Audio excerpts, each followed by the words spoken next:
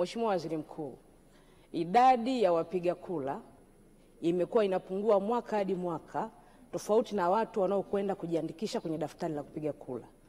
Kwa mfano, mwaka 2010 kati ya waliojiandikisha walioenda kupiga kura ni 42.7. 2015 kati ya waliojiandikisha walioenda kupiga kura ni 65.3. 2020 kati ya wale waliojiandikisha waliojitokeza kupiga kura ni 50.7. Yote hiyo imetokana na sababu mbalimbali ikiwemo na wananchi kupoteza imani kwa vyombo vinavyoandaa uchaguzi na vinavyosimamia uchaguzi. Mheshimiwa Waziri Mkuu, mwaka huu ni mwaka wa uchaguzi wa rais, wa bunge na madiwani.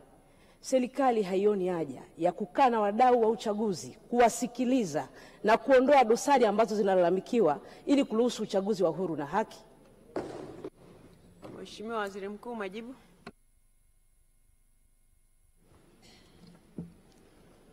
Mheshimiwa Spika, kwanza tumshukuru Mwenyezi Mungu ambaye ameendelea kutupa afya ya kutekeleza majukumu yetu kama ambavyo tunaendelea, na tunaamini Mwenyezi Mungu atatupa neema zote ili tutekeleze majukumu yetu zaidi. Naomba nianze kwa kujibu swala Mheshimiwa Aida Kenani, mbunge wa jimbo la Nkasi Kaskazini, kama ifuatavyo. Kwa mujibu wa katiba ya nchi yetu, kila Mtanzania anayo haki ya kuchaguliwa kupitia chaguzi mbalimbali ikiwemo na uchaguzi mkuu. Majukumu yote ya uchaguzi yako chini ya Tume Huru ya Uchaguzi. Sisi kama serikali ni wadau miongoni mwa wadau wote wanaoungana na tume katika kutekeleza wajibu wetu. Na serikali, wajibu wetu ni kutekeleza yale maelekezo ya tume kulingana na ratiba yao, na wanayo ratiba ambayo inaonyesha matukio mbalimbali kufikia siku ya upigaji kura. Moja, kufanya kazi ya maboresho ya kujiandikisha kwenye daftari wapiga kura, ambako kila Mtanzania mwenye sifa ya kupiga kura anayo haki ya kwenda kujiandikisha, lakini pia anayo haki ya kuhakikisha kwamba yuko kwenye daftari tayari kwa kupiga kura. Sisi serikali kama wadau tunalo jukumu kama wadau wengine kushiriki pamoja na tume katika kutoa elimu kwa Watanzania ya umuhimu wa uchaguzi na umuhimu wa kujitokeza kwenda kupiga kura.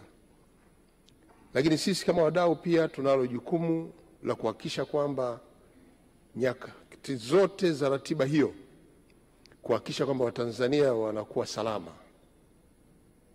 au wanakwenda kujiandikisha. Tunao wajibu wa kuhakikisha usalama wake anapojiandikisha. Hata siku ya kupiga kura tunao wajibu wa kuhakikisha kwamba usalama wa mpiga kura unakuwepo.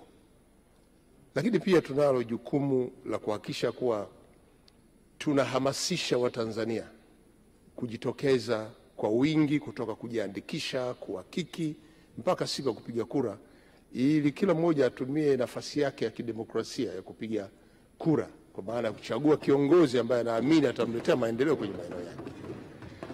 Kwa hiyo jukumu hilo kwetu kama serikali, ambalo linafanana na majukumu ya wadau wengine kama vyama vya siasa, taasisi ambazo zinajikita katika kuhamasisha, tutaendelea na kazi hiyo ili hayo mapungufu ambayo Mheshimiwa mbunge ameeleza yaweze kutoweka na kupungua kwa kiasi kikubwa. Kwa hiyo niwataka niwahakikishie na nitumie nafasi hii kuhamasisha Watanzania kwamba mwaka huu 2025 ni mwaka wa uchaguzi mkuu, ambako wale wote wenye sifa kupiga kura, ni wakati wetu kwenda kuchagua rais, wabunge na madiwani kwenye maeneo yetu. Na pindi Tume Huru ya Uchaguzi itakapotangaza ratiba yake, basi niwaahidi kwamba serikali itasimamia na kuhakikisha kwamba uchaguzi huu unakuwa salama na kuhakikisha kwamba mpiga kura anakwenda kupiga kura na kurudi nyumbani akiwa salama. Huo ndio wajibu wa serikali kama wadau wengine, na kwa hiyo nitoe wito wadau kushirikiana kwa pamoja kutekeleza maelekezo ya tume ili kuwafanya Watanzania wote waliojiandikisha wote waende kupiga kura. Hayo ndio malengo ya serikali. Asante sana.